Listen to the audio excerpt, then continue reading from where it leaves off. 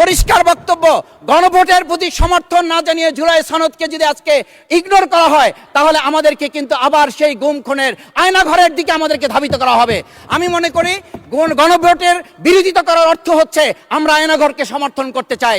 গণভোটের বিরোধিতা করা মানে হচ্ছে 70% মানুষকে আমরা অন্যায্যভাবে তাদেরকে আবার ধিক্কার জানাতে চাই। জনাব ডক্টর মোহাম্মদ শফিকুল ইসলাম,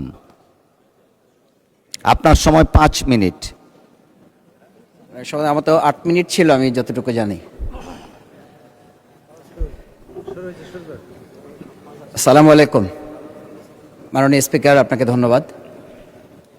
আজকে আমি মহান আল্লাহর দরবারে শুকরিয়া আদায় করি এবং আমার প্রিয় পটুয়াখালী 112 বাউফল 2 আসনের যারা নির্যাতন, নির্মম এবং হামলা মামলার শিকার হয়েও ভয়কে জয় করে ন্যায় এবং ইনসাফের প্রতীকে ভোট দিয়ে তারা আমাকে বিজয় করে এখানে কথা বলার সুযোগ করে দিয়েছে। মাননীয় স্পিকার, আপনি জানেন আজকে আমরা যখন এখানে দাঁড়িয়ে কথা বলি তখন আমাদেরকে এটা ভাবতে হচ্ছে যে আমরা কথা বলতে গিয়ে আবার বিগত 17 বছরের কোনো একটা বৈষম্যের মধ্যে পড়ে যাচ্ছি কিনা।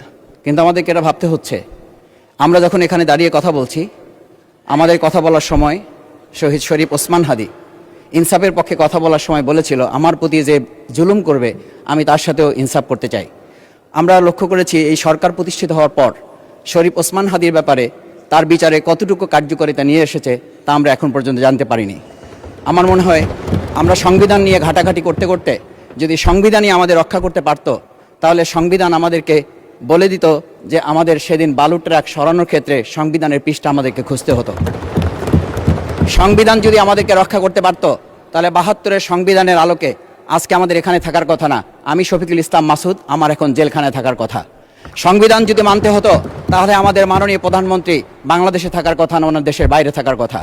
সংবিধান মানতে হলে বর্তমান স্বরাষ্ট্রমন্ত্রীর এখন দেশের বাইরে থাকার কথা ছিল। সংবিধান মানতে হলে যে বাচ্চাদেরকে আজকে এখানে শিক্ষা দেওয়া হচ্ছে, দীক্ষা দেওয়া হচ্ছে, কিংবা তাদেরকে কোনো কোনো ক্ষেত্রে জাসদের সাথে তুলনা করা হচ্ছে, সেই বাচ্চাদের নিয়েই আমরা এই সরকার দলের লোকদেরকে, সরকার দলের সম্মানিত নেতৃবৃন্দকে আমরা চোখের পানিও ফেলতে দেখেছি।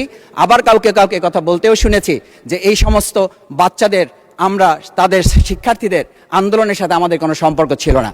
আমরা খুব লজ্জিত হই মাননীয় স্পিকার, আমাদের এই বর্তমান সময়ে আমরা যদি এটা খেয়াল করি যে আমাদের বাংলাদেশের এই বর্তমান প্রেক্ষাপটটা নতুন করে এখন যে গণভোটের যে আজকে ন্যায্যতা অন্যায্যতা, সাংবিধানিক পৃষ্ঠা, লাইন, অক্ষর, দাড়িকমা আমাদেরকে শেখানোর চেষ্টা করা হচ্ছে, যদি সেটা হতো তাহলে বাংলাদেশ জাতীয়তাবাদী দলের সম্মানিত মহাসচিব তিনি কয়েক হাজার পুলিশের বেষ্টনীর মাঝখানে একা একটা মোবাইল নিয়ে তাকে আমরা দাঁড়িয়ে থাকতে দেখেছি, তখন সংবিধান আমাদেরকে রক্ষা করতে পারে নাই।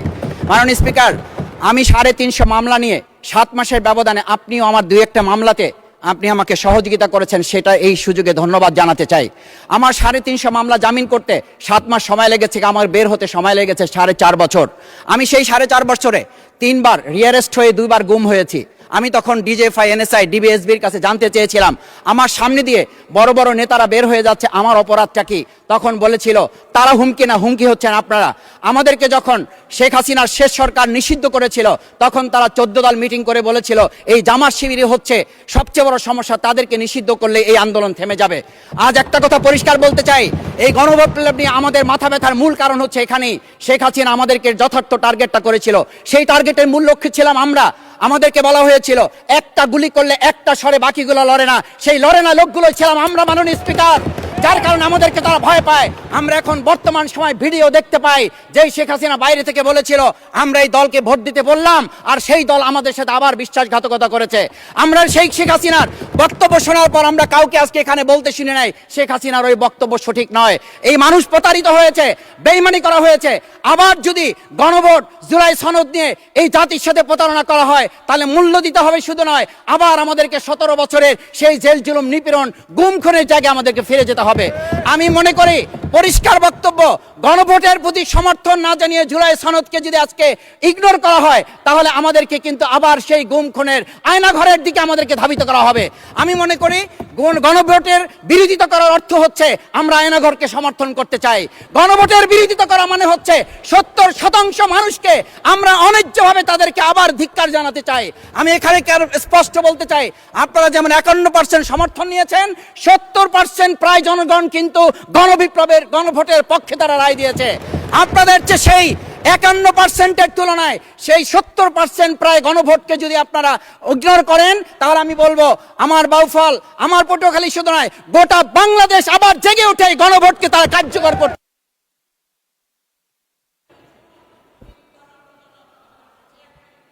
ধন্যবাদ, আপনি 1 মিনিট পেয়েছেন।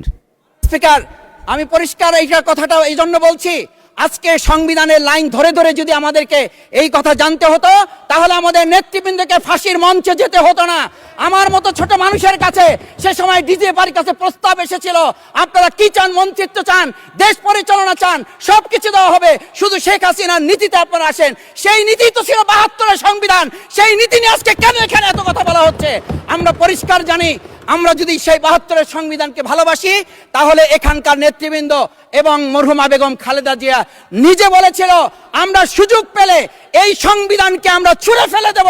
সেই সংবিধানের প্রতি আজকে বর্তমান সরকারি দলের কেন এত প্রেম জাগ্রত হয়েছে, এটা বাংলাদেশের মানুষের জানার অধিকার আছে। আমি আমার প্রিয় বাউফলের মানুষের প্রতি ভালোবাসা, শ্রদ্ধা জানাই। যেই বাউফলবাসী আমার দাবি আদায়ের জন্য, আমার এলাকার মানুষের অধিকার আদায়ের জন্য এখানে দিয়েছে, আমি সেই অধিকার